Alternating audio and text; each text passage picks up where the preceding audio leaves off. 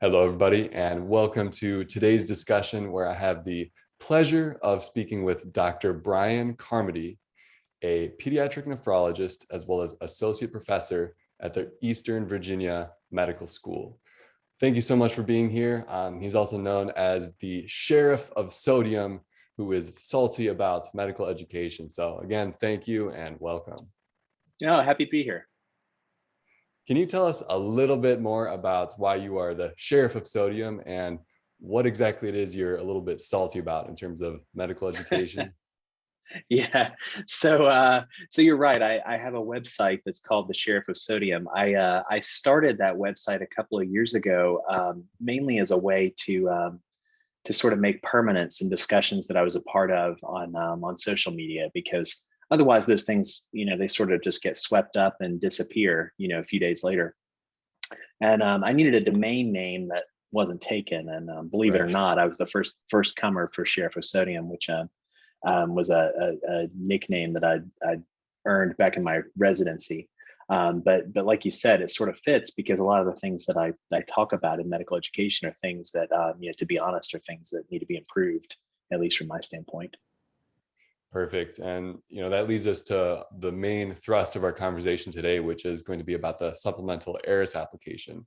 So, we're going to dive into a little bit more of the details of some of the sections and maybe some advice. But overall, I've heard you present a fairly strong con argument in the NRMP's discussion on the road to residency, I believe. But where do you fall, right now? What's your opinion about the Supplemental ERAS Application and program signaling as a whole? Yeah, so I guess there's two things there. And I'll be honest, neither the preference signaling nor the supplemental application, I don't think either one is necessarily a bad thing. From my standpoint, they're both sort of half measures. The if you want to make an argument against this, preference signaling or against this supplemental application, it really is a way of enabling continued over application and allowing applicants to behave in a way that's rational, but doesn't ultimately work in the benefits of the group by applying to many programs, burdening programs with that many applications, necessitating the reliance on convenience metrics for screening, making the system more chaotic and congested for everybody. Neither of these really gets at the root of that problem. But what they do is they give program directors a tool that they can use to work through the pile.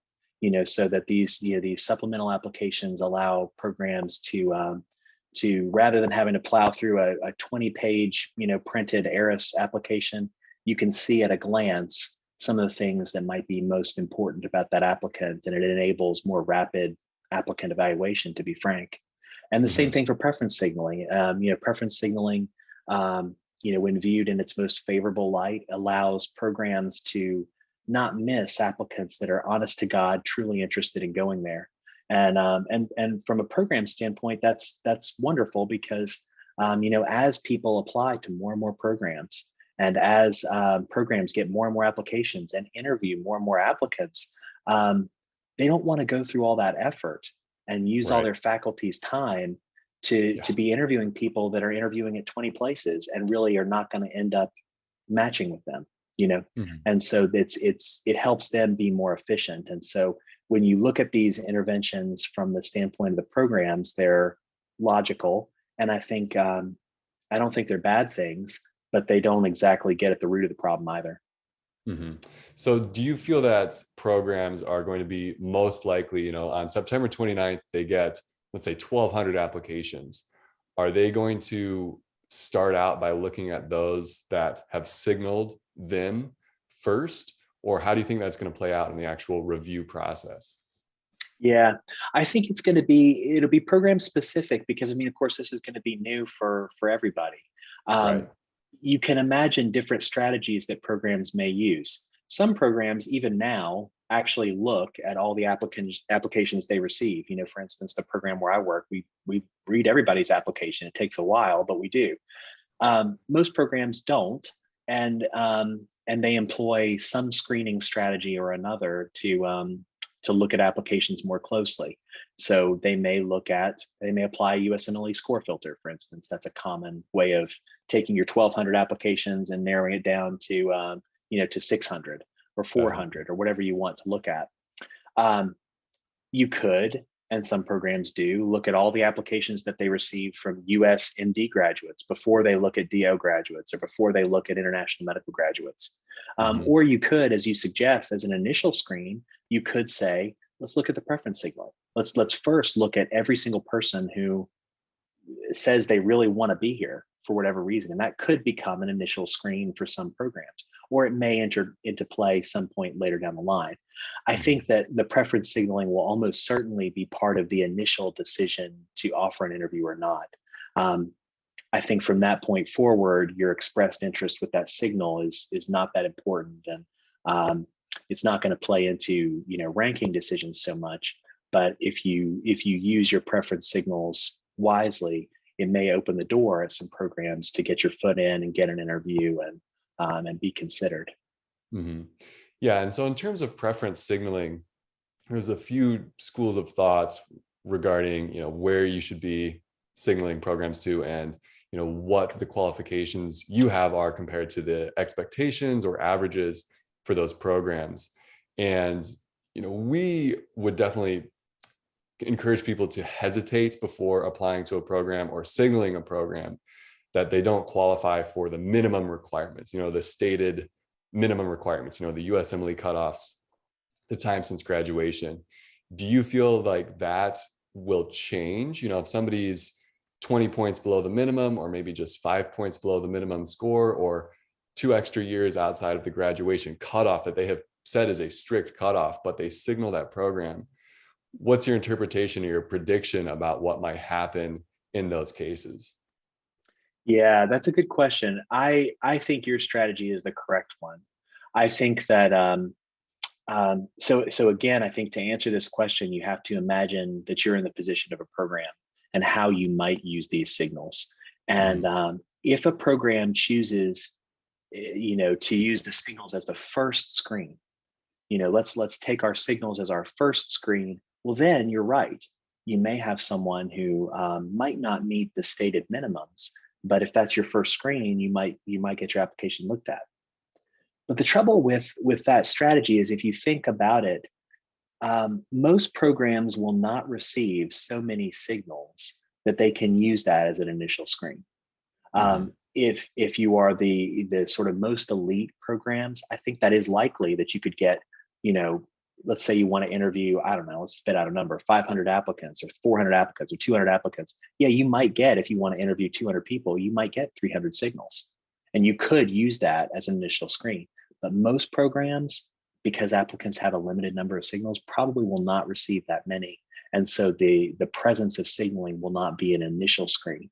It may be used later on, or it may be used as sort of a mop-up strategy to say, especially if a program receives very few signals, it may be used as, all right, well, here's people we want to interview, but here's a couple other people who signaled us, maybe we'll give them a look. But I think in general, to answer the question sort of broadly, I think you're exactly right. Your signals probably, if you were going to make a strategy, if you give a signal to a place that's going to interview you anyhow, you just wasted a signal. Right. The signal did not improve your number of interviews or your chance of matching. You've really sort of wasted it by giving it to a program that you knew with certainty was going to interview you.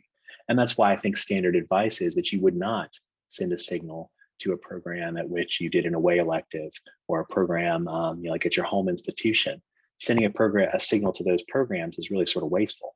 At the same time, I wanted to address that and kind of talk a little bit more about that exact point, which I completely agree with that in the context of US medical graduates. And I would like to get your input. For IMGs, they might do an away rotation or just an elective, a 4-month or 4-week rotation somewhere, but they haven't been promised, that interview, or it's just, they said, oh yeah, you should apply. We'll look at your application.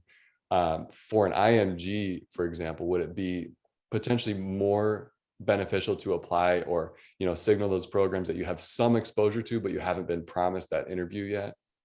Yeah, you're right. In that case, you would, because Because again, if your probability is 100%, or if it's 95% that you're going to be offered an interview, then I would not send a signal.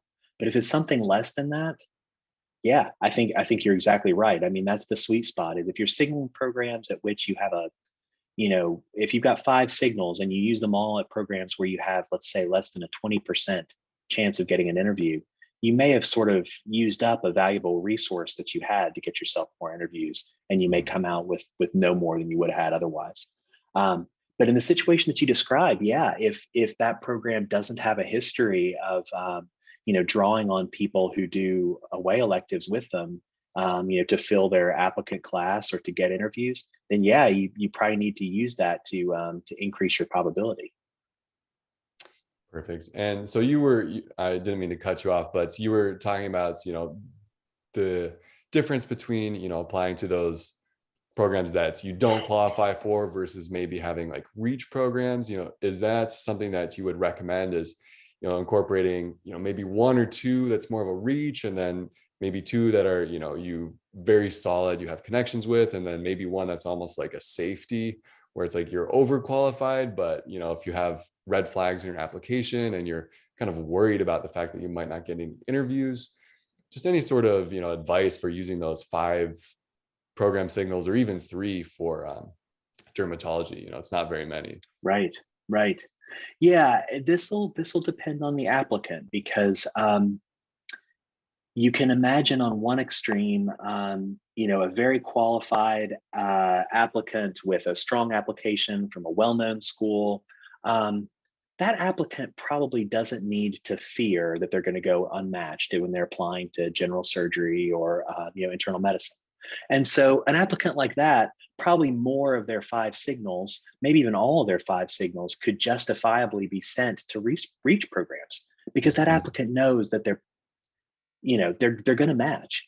On the other hand, if you're someone whose success in the match is less assured, which is a situation that applies to most international medical graduates, then I think it's unwise to spend too many on reach, because if you end up going unmatched, I think that's a much worse outcome than sort of undermatching. And you want to ensure that you first and foremost match, because then you can be a physician, and you can do what you set out to do. And as your career goes by, it's of less and less importance where you did your residency, as you get your practice established. And so I think probably answering the question depends on an honest assessment from the applicant's standpoint about what your realistic outcomes in the match are likely to be. Perfect. Yeah, I completely agree that for each individual, it's going to look different. For US grads versus IMGs, strong applicants versus people with multiple obstacles in their application. In the beginning, you were talking about the fact that it's going to be possible potentially to use this supplemental application to get a snapshot of the applicant without having to go through 20 CV experiences that are all up to 1,020 characters, and all these things where it's like a very brief overview. So there are 5 of the most meaningful experiences that they can fill out, but it's only about 300 characters to actually describe that experience. Right. So it's, I mean, surprisingly short in terms of the amount of content. That's like 2 or 3 sentences. It's basically like 3 lines. Yeah. So do you have, suggestions about, what you would want to see if you're reviewing, that meaningful experience? Would you want to just focus mostly on why it's meaningful and forego some of the details about the more of the resume type of information that's like, this is what I was actually doing and learning, or focus specifically on the impact? Yeah, you're right. So once again, I think this is sort of the theme of every question that relates to these supplemental applications is put yourself in the program director's shoes. What is it that what is it that you care about, and what is it that a particular activity shows you about a given applicant? So, for instance, in our program, we might review an application from I don't know, maybe somebody who played college sports. Some applicants choose to highlight that. And I think justifiably so. It shows you something about that person. It's not that we Right. give a rip about playing sports. That has nothing to do with being a resident physician exactly, but it shows you a certain capacity for hard work and dedication, and being part of a team and so on. And so when you look at it from that standpoint, that's how you want to describe it. It's not just that you were on a sports team or something. I mean, and that, I'm using that as a trivial example, but um, it's what that tells you about the person's character. And that's the Mhm. same thing for most of these activities. I mean, someone who has served in the military. I mean, you know for sure that's someone who knows how to be a part of the team, who's not gonna be a complainer, who knows how to get the job done. I mean, that's a valuable thing, even though it has nothing to do with medicine. You can have someone who has, let's say you had a research project that you completed, and it's not something that's published in New England Journal of Medicine, but it's something that you got off the ground and you led through to completion. That's a very valuable thing to list in your experiences, especially in this format, because instead of just looking at the article title and the journal name, you have more of an opportunity to say, this is something that I took from nothing and turned it into a real work product. Because that's actually what you're communicating to the program. Is not anything exactly about the research project itself, but it's that I'm someone that, given resources, I can get something done.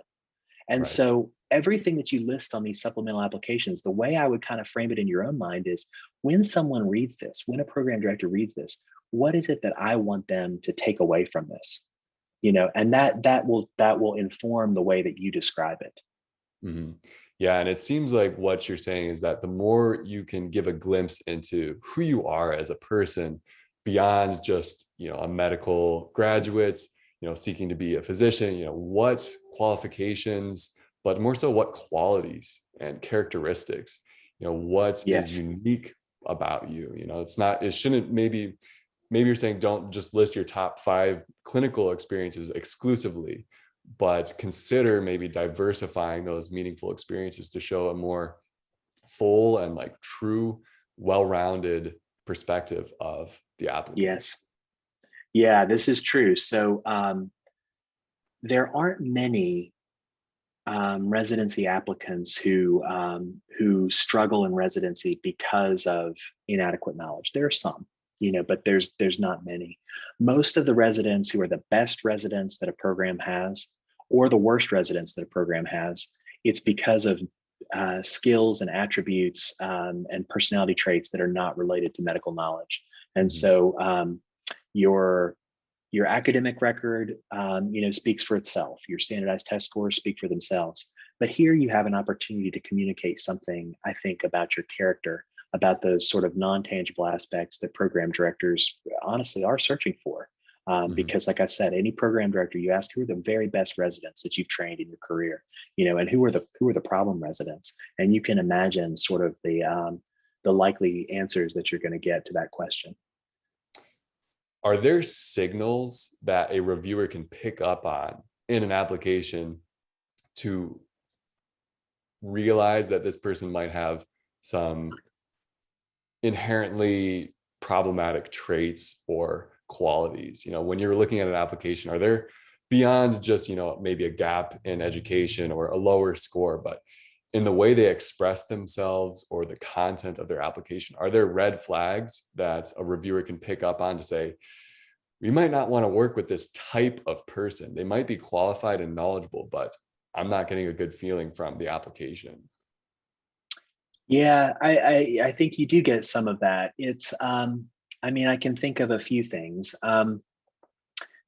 There are some residency applicants that what they say is not so much important, but the way that they say it sort of shows a struggle with English proficiency. Mm, And that's okay. I mean, not every, there are many, many, many good physicians who English is not their first language. At the same time, if you don't have a certain standard of English proficiency, you're likely to struggle when the majority of your patients are English speaking. And you're likely to struggle extracting information from the medical record. And so I think that's an important thing. Um, definitely. this is not related to the supplemental application, but I think when letter writers don't say something excessively positive, I think that's a red flag, to be honest. I mean, we all choose our letter writers, and so if you and sometimes people, through no fault of their own, I mean, you pick a letter writer who's not that good at expressing things, to be honest. But if you get a group of them that don't seem to come up with anything unique or extremely positive to say, I think that's a subtle red flag too. I think one thing, I guess, sort of bring it back to the supplemental applications, there is an opportunity with these supplemental applications to talk about challenges that an applicant has faced. And I think that that's a very good vehicle to introduce some of the personal challenges that some applicants have faced. I would give it a caveat though. Right. If you're going to describe a challenge, it needs to be something that can be unambiguously interpreted as a challenge in that limited space. So for instance, I mean, if you say, I'm a first generation college student, or I, grew up in an impoverished area, or I was diagnosed with leukemia when I was in medical school, or, my mom passed away when I was in medical school. Those things are all sort of clear cut. Any person who reads it will interpret that sympathetically. There are other challenges that may be very real challenges and very legitimate challenges, but they are less unambiguously interpreted. So for instance, if you use that space to say, I had a mental health diagnosis when I was in medical school and I had to take time off. We live in a world where some people will take that in a very negative way. Now you can say as an applicant, well, look, I don't want to be at a program where people are not going to be supportive of that, and I think that's very legitimate. If your goal is to maximize the quality of the match that you get, I think that's a very reasonable strategy. If your goal is simply to ensure that you match, that's probably not a good strategy, because many programs, like I say, will interpret that in a way that's unfavorable. Similarly, if you said something like, if you use that space to say, I don't know, I failed step 1 and I had to retake it and it was hard. I think that's probably not the place to put that. Programs are going to notice it. Programs are going to ask you about it. But when that comes up at an interview, or when that's fleshed out somewhere else, there can be more context applied than in a section where, like you said, I mean, you have about as much space as a tweet, to describe it. Yeah. So the impactful experiences, like the personal challenges, should really be focused on something that is clearly a life obstacle that you have overcome, and it helps put into context yourself as an applicant, a bigger picture. Yes. For who's actually behind the paper, and to not just put something there simply to put something there, because that can actually backfire. Or if it's not something that's clear cut as being a personal challenge. Yes. And in the AAMC guide, they list a very specific examples of what they might expect to see in that section. So I definitely recommend that everybody reads the AAMC guide for the supplemental application, because it details every section. And I think that advice is very helpful as well. So one thing that we haven't touched on, and we can maybe talk about it briefly, is the geographic preference signaling. And do you have any thoughts about whether somebody should or shouldn't use the preference signaling, and how it's going to really affect programs determining who they want to invite for interviews again? Right. Yeah, I think this is a controversial area. I think most applicants are going to be better off by listing something there. This section, like and like viewers will probably know, you have the opportunity to identify a certain geographic area, or a preference for urban versus rural, or something that programs will see, internal medicine and dermatology programs will see. The concern is that when you say something, that people who don't fit that category will hold it as a negative. That if I say, oh, I want to be on the West Coast, then East Coast programs might look at that and say, well, you want to be on the West Coast. I mean, why would I waste time interviewing you? And I think that that's true. And I think that will occur. But I think that the average applicant is going to open more doors than they close, especially if you have a little bit of strategy about how you deploy your geographic preferences. Mhm. So, for instance, when I applied, I'm born and raised in Virginia. I've lived in Virginia my whole life in one place or another. I went to college in Virginia. I went to medical school in Virginia. And when I graduated from medical school, you can imagine that if I sent my application to some West Coast program, they might justifiably look at it and say, well, why would you ever come here when your whole life's been in Virginia? But if I signaled and I said, hey, I'm interested in West Coast programs, that's probably likely to open some doors. And it's probably going to open more doors for me than it would close for programs in Virginia or Washington, D.C. or North Carolina when they see that my whole life has been in Virginia. So I think the average applicant, if you're smart about how you signal that preference, I think it will end up with more doors opened. Now, compare that to a situation, like I said, with me, where I said, oh, I'm interested in East Coast programs. That's probably not going to open any more doors than it would have, if I chose to do nothing, So there is an element of strategy. If your goal is, like I said, if your goal is to maximize the chance of matching, then I think there's an element of strategy here. If your goal is to maximize the quality of matching, then maybe more honesty is better. So I think most people should express a preference. I think that preference, again, it's going to open the door to an interview. So signaling that preference for an area where you're already likely to get interviews is less valuable than signaling that preference to an area where you're not as likely to get as many interviews.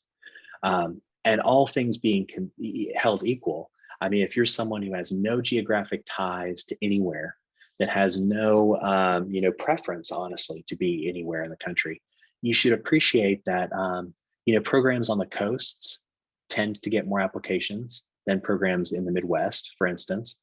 Programs that are in urban areas tend to get more applications than those in rural. And so expressing a preference to less preferred areas is probably going to get you farther than expressing a preference to be, in a major East Coast city, for instance. Right. Yeah, I think that's very good advice. And it will be very interesting, hopefully after the match, to be able to dissect some of the data and to see how some of these things actually affected interview rates or match rates, and see if there's actually a positive outcome, and hear from program directors and review committees to figure out if this is a step in the right direction. So do you have any final thoughts about what you would like to see, how you would like to see the supplemental ERAS application evolve, or just other aspects of the residency process? Step one going to pass fail, and we're implementing now program signaling. Would you prefer to see it across more specialties, or what do you want to see in terms of the application process for residency? Yeah, there's a lot there. I could talk in We'll detail have to about have a many of part those two things for for a that one. while. Yeah, definitely. So I think my last piece of advice for applicants with all this would be that, I mean, like I said several times, put yourself in the position of the program. That's number one.